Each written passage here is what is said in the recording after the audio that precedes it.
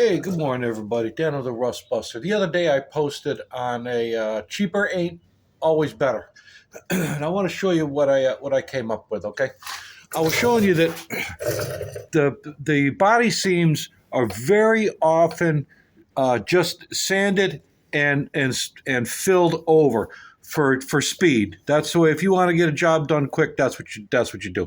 But they almost always have a gook underneath there, and they rust and they lift just like this one did.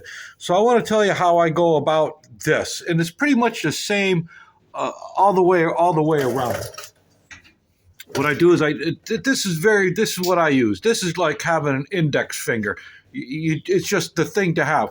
So I'll scrape it out and chip this way and chip that, and up and down and whatnot. Then I take a small wire brush and clean it out, okay, as best I can for the most part. Then I'll take this is my go-to right here, my radial flap. I don't use grinding discs often because they're too aggressive, and they'll make really big hogs. So you can just take this guy and run it up and down just a couple of seconds, and it's as good as done. Then after that, I take in this case, this is a little bit of the OSFO. At Home Depot is called metal prep etch or metal etch and prep or something like that. It's OSFO. Everybody knows it. It's phosphoric acid. And I use it when it's really close like this. I'll use an acid brush and just get it where the bare metal is. You really don't want to get that on paint because it doesn't hurt the paint. It just, when you go to get it off, it sticks to it. If you go to sand it off, it makes the sandpaper get all gummy, and you go through. Sandpaper isn't cheap anymore, so you really pay attention to what you're doing. After that goes that I wipe it down. It says to wipe it with water. I don't. I just wipe it down with like a paper towel, and in a half hour or so, I'll come back over it with the OSFO treats the rust. Okay, it locks it in. That's the end of it. It's not coming back. Then you've got this heavy metal. Rusty metal primer, which is basically red oxide. It's a rust inhibitor. So then I put that on top of it. The red oxide takes a little bit longer I like it to cure. I like it to really get a good bond. And then I'll come back a couple hours later and Scotch Brite the red oxide, and then I hit it with universal body primer. That's what I use. It's just lacquer primer. It's old school. It's not expensive, and that stabilizes the area until it's ready to get body work.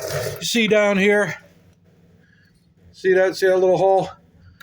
That I'm gonna blow it out with I treated that with the OSFO spray. I sprayed it in there. I got a sprayer and I sprayed it all up in there. I let that shit drip out of there, and there you go.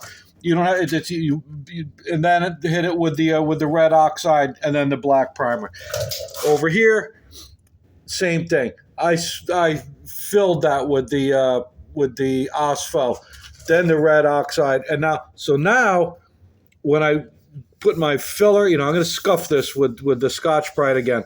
Now I can put my filler on here, and it's got a good sealed, prepped, rust-free surface to bind to, and it's not going to lift. It's not going to lift. Now, if this was a restoration, which it is not, you really go nuts and you cut little patches and you weld them on. This just isn't. That's not what this one's about. I took care of the door bottom. And as you can see this one has a little hole down here I got to take care of. But let's look at the other side.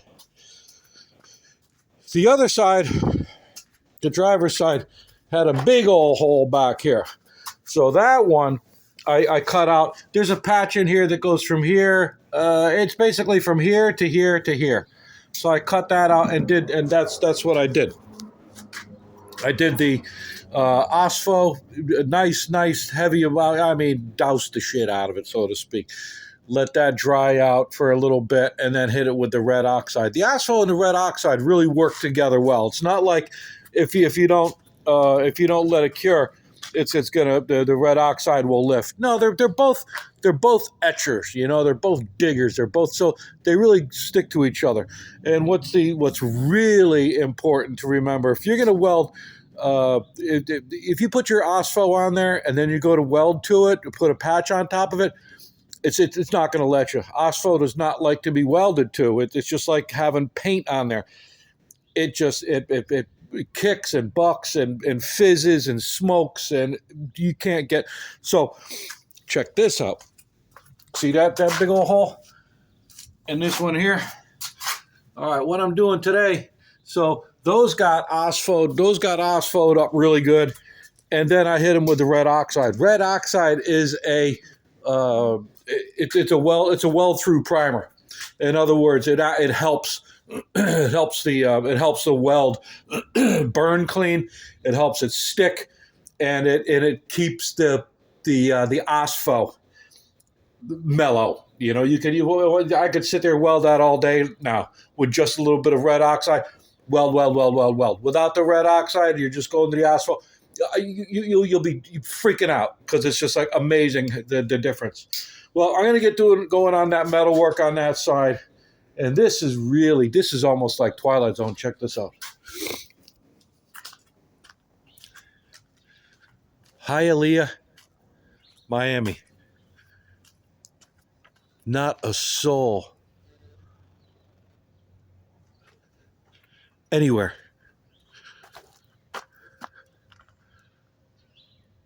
Nowhere. And this is Colonial Press. There's no compressors running. There's no machines running. I'm the only one here. The only one.